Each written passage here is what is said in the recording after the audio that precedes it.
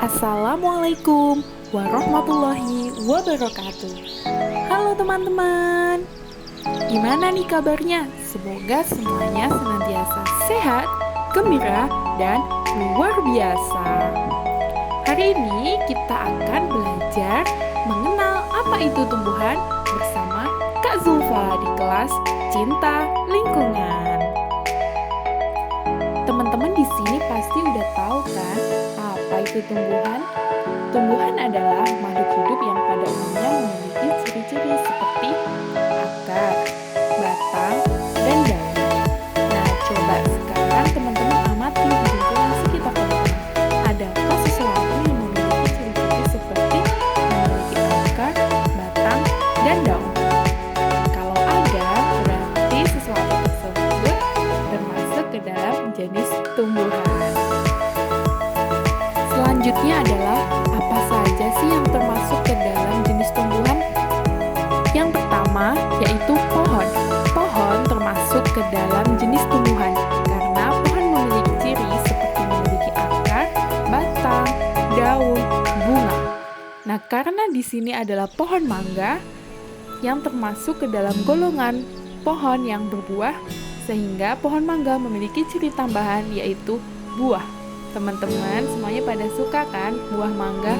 Selain rasanya yang manis, buah mangga juga kaya akan manfaat dan vitamin. Contoh yang kedua yaitu pohon rambutan.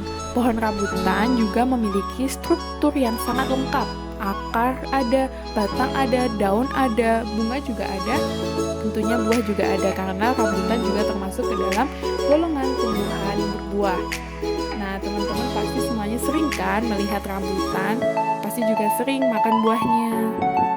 Contoh berikutnya yaitu pohon apa nih? Ya, ini adalah pohon pisang. Pohon pisang juga termasuk ke dalam jenis tumbuhan. Pohon pisang memiliki buah yang sangat banyak. Jenis-jenis pohon pisang juga ada banyak teman-teman. Ada pisang raja, pisang tanduk, pisang susu, dan pisang-pisang yang lainnya.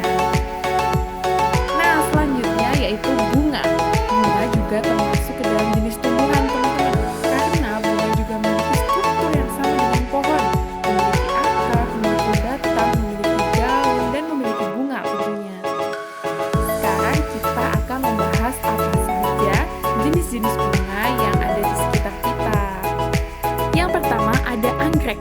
Tanaman yang sangat cantik ini merupakan jenis tanaman yang tergolong ke dalam bunga. Bunga anggrek ini termasuk bunga yang periode berbunganya itu lebih lama daripada tanaman yang lainnya, sehingga daya jual tanaman anggrek ini lebih tinggi daripada tanaman yang lainnya. Jenis anggrek juga banyak loh guys. Ada anggrek bulan, ada anggrek Kalimantan, tergantung daerah asalnya dan karakteristik dari anggrek itu sendiri. Contoh yang kedua yaitu bunga melati. Bunga yang berwarna putih dan mungil ini sangat mudah kita temui.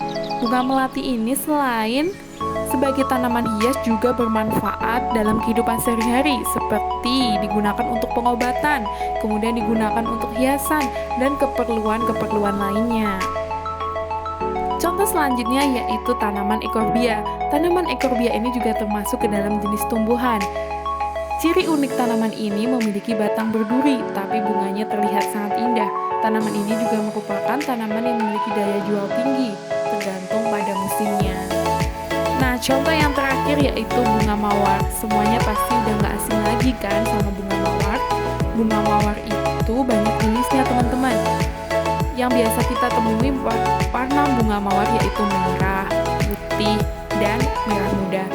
Nah, bunga mawar itu selain bentuknya yang indah, juga memiliki harum atau wangi yang sangat kuat. Bunga mawar ini juga difungsikan dalam kehidupan sehari-hari.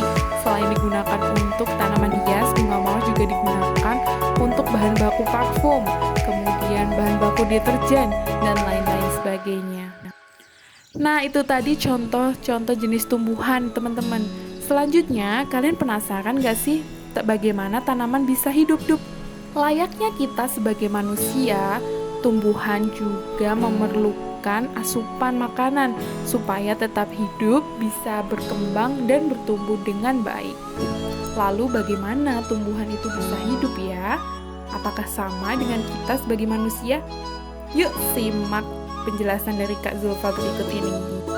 Layaknya manusia, tumbuhan juga memerlukan makanan supaya digunakan untuk bertahan hidup.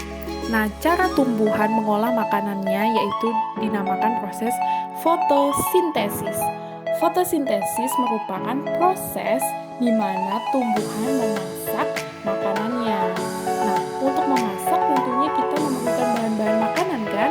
Nah, untuk tumbuhan dia memerlukan cahaya matahari, air, dan karbon dioksida.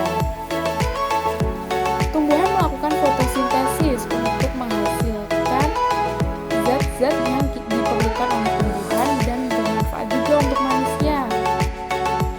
Jadi teman-teman, kalau kalian memiliki tanaman atau tumbuhan di sekitar kalian, kalian harus rajin menyirami, memberi pupuk. Karena sama halnya dengan kita, kalau kita tidak diberi makan, tidak diberi minum, kita pasti lapar dan haus dan kita tidak bisa tumbuh dengan baik. Tumbuhan pun juga seperti itu. Jika kalian tidak menyirami, tidak memberikan pupuk, tidak merawatnya dengan baik, mereka akan tidak bisa tumbuh dengan baik dan sempurna.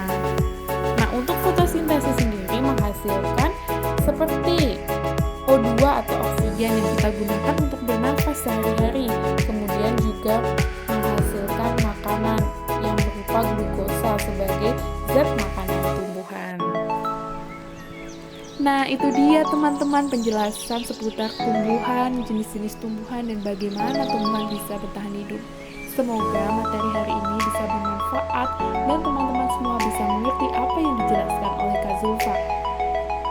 Pesan Kak Zulfa, kita sebagai manusia harus senantiasa menjaga lingkungan di sekitar kita. Kita harus merawat tumbuh-tumbuhan yang ada di sekitar kita supaya